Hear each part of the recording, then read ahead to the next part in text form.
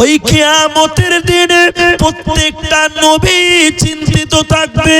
কুল্লু নবী, প্রত্যেকজন নবী সেদিন কেঁদে কেঁদে কেঁদে বলবে, ইয়া নফসি ইয়া নফসি ইয়া নফসি, আল্লাহ আমাকে বাঁচাও, আল্লাহ আমাকে বাঁচাও, আল্লাহ আমাকে বাঁচাও। প্রতিটা নবী নিজেকে নিয়ে ব্যস্ত হবে। এই পৃথিবীতে সবচেয়ে দামি মানুষ হলো নবীগণেরা। ওই নবীদের যদি এরকম অবস্থা হয়, সেই নবীদের যদি এই করুণ অবস্থা হয়, আপনি আমি আমরা সাধারণ মানুষ, তাহলে আমাদেরকে তারা কিভাবে উপকৃত করবেন বলেন? সেদিন নবীগণেরা আপনার আমার কোনো কাজে আসবে না। যেদিন মানুষের মাথার এক হাত উপরে সূর্য চলে আসবে, তাহলে বলেন সেদিন সূর্যের তাপ কিভাবে সহ্য করবেন আপনারা আমরা? সূর্যের তাপে মানুষদের চামড়া পচে যাবে, পুড়ে যাবে। মানুষের মগজগুলো, মাথার গিলুগুলো টকবক করে ফুটবে। এই ভয়ঙ্কর অবস্থা হবে। হে কাচনাবাড়িওয়ালা, নবী বলছেন সেদিন মানুষেরা দৌড়বে। ওই হাসরের মাঠে মানুষেরা দৌড়বে, বাঁচাও বাঁচাও বাঁচাও। এই ময়দানে মানুষেরা ছুটবে, দৌড়তে দৌড়তে দৌড়তে দৌড়তে আদম আলাইহিস সালামের কাছে যাবেন। আমরা যাব, এদিকে দেখেন, আমরা যাব, সবাই যাব। আব্বা আদম, আপনি একটু আল্লাহকে বলেন, আল্লাহ যেন বিচার তাড়াতাড়ি করে দেয়। এই কিয়ামতের মাঠে সূর্যের তাপ সহ্য করা যায় না। আদম, আপনি একটু আল্লাহকে বলেন, আল্লাহ যেন বিচার তাড়াতাড়ি করে দেয়। এই আপিল করব আপনারা আমরা। বন্ধুরে আমার,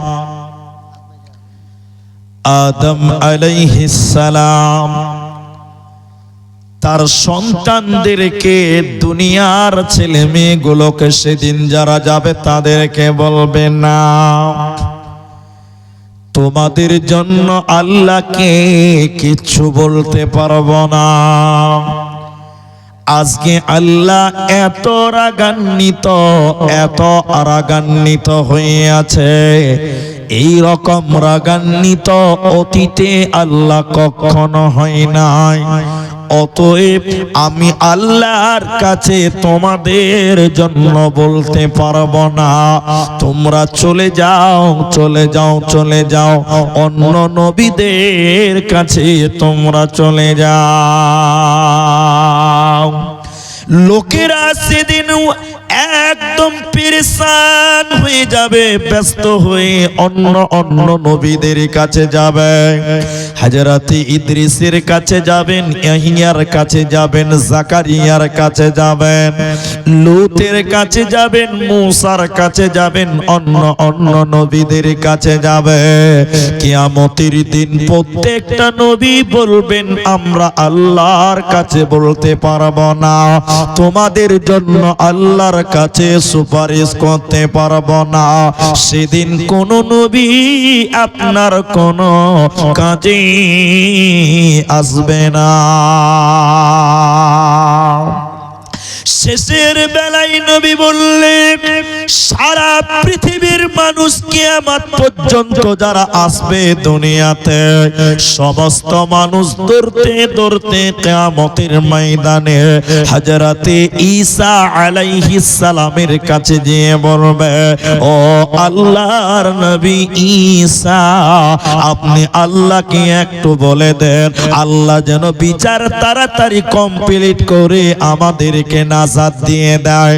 হযরত ঈসা তখন বলবে না, আমি আল্লাহর সামনে তোমাদের ব্যাপারে কথা বলতে পারবো না, আমি আল্লাহর সামনে তোমাদের ব্যাপারে বলতে পারবো না। কেন? লক্ষ লক্ষ নাসারা, লক্ষ লক্ষ ইহুদিরা তারা আমাকে আল্লাহর পুত্র বলেছিল, আমি ঈসাকে আল্লাহর সন্তান বলেছিল। অতএব আজকে আমি জানি না আমার আল্লাহ আমার সাথে কি ব্যবহার করবে। আমি ঈসার বড্ড ভয়, আমি জানি না আল্লাহ আমার সঙ্গে কেমন আচরণ করবে। অতএব আজকে তোমাদের ব্যাপারে আমি আল্লাহকে সুপারিশ করতে পারবো না, পারবো না, পারবো না। হাদিসের ভিতর নবী বললেন, শোনো, ওই কিয়ামতের দিনে প্রত্যেকটা নবী চিন্তিত থাকবে।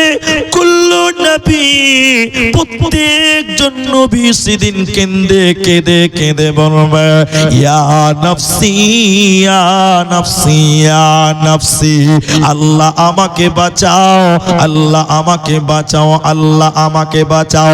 প্রতিটা নবী নিজেকে নিয়ে ব্যস্ত হবে।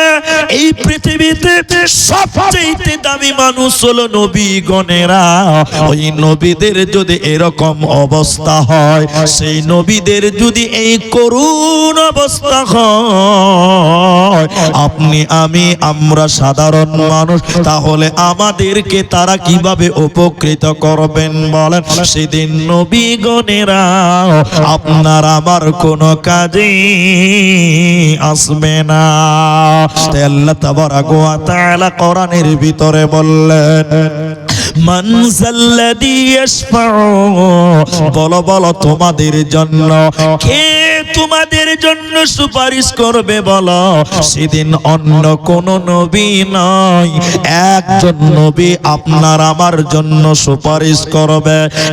একজন নবী আপনার আমার জন্য আল্লাহকে সেদিন বলবে, তিনি হলেন নবী মুহাম্মদুর রাসূলুল্লাহ সাল্লাল্লাহু আলাইহি ওয়াসাল্লাম। একমাত্র শুধুমাত্র নবী মুহাম্মদুর রাসূলুল্লাহ আল্লাহর হুকুমে তার অরিজিনাল উম্মতের জন্য সুপারিশ করবে, অন্য মানুষদের জন্য সুপারিশ করবে? বলেন করবে না। আর আমাদের জন্য সুপারিশ করবে কিনা আমি কনফিউজ, আমার সন্দেহ। আপনার আমার মতন উম্মতের জন্য এই নবী সুপারিশ করবে না কিয়ামতের দিন। কেন করবে না ভাই আব্দুর রহমান, কেন করবে না? তা অনেকটি কারণ আছে, একটা দুটা বলি। আমরা দুনিয়াতে ওই কাজটা করি যেটা নবী পছন্দ করে না। আমি ঠিক বললাম না? না একটু হ্যাঁ না বলেন, বলে প্রমাণ একটু দেখাই আপনাদের, কেউ রাগ করবেন না, কেউ গায়ে নেবেন না। আমাদের নবী বলেছেন, মুসলিম তোমার দাড়ি বড় করো, গোপকে মোচকে ছোট করো। সঠিকভাবে বলবেন আপনারা। এখন মুসলমানদের দাড়ির খবর নাই, এত বড় বড় মোচ। ঠিক বুঝি না? জোরে বলেন, হ্যাঁ না বলে না জি। রসুল বলেছেন দাড়ি বড় করো, মোচকে ছোট করো। আর এখনকার মুসলমানের মোচ বড় বড়, দাড়ি টোটালি নাই। এরকম মুসলমান নাই ভাই। তাহলে রসুল যেটা বলছে তার উল্টাটা আপনি করেন, তো কি করে রসুল আপনাকে সুপারিশ করবে? এদিকে দেখেন, এদিকে দেখেন। আমি পায়ের উপরে পা তুলি না, কিন্তু আমি দেখাবার জন্য বলছি। যারা আমার বাপের বয়সের সামনে আছেন মাফ করবেন বিয়াদবিটা। আমাদের নবী বলেছেন, পুরুষের দল তোমার পায়জামা, প্যান্ট, লুঙ্গি, জুব্বা, পাঞ্জাবি যা আছে টাকনুর উপরে পড়তে হবে। টাকনুর কোথায় পড়তে হবে বলেন? বলেন, উপরে পড়তে হবে পুরুষ। আর মেয়েদেরকে নবী বললেন, তোমরা তোমাদের পায়জামা, চুড়িদার, নাইটি, সয়া কাপড় টাকনুর নিচে পড়তে হবে। সত্য করে বলেন, এখনকার ছেলেরা ফুল প্যান্ট, জিন্সের প্যান্ট টাকনুর উপরে পড়ে না নিচে পড়ে? সবাই বলেন নিচে। আর মেয়েরা উপরে। মেয়েরা উপরে। প্লাজো নামক যে পায়জামা মেয়েদের বের হয়েছে, দেখবেন ছেলেদের মতন টাকনার উপরে, মেয়েরা টাকনা বের করে পড়ছে, আর ছেলেরা জিন্সের প্যান্ট টাকনার নিচে ছেঁচড়িয়ে ছেঁচড়িয়ে পড়াচ্ছে। মানে এখন জামানাটা হয়ে গেছে উল্টা। ঠিক বললাম না? জোরে বলে। এখন উল্টা হয়ে যায় না গো।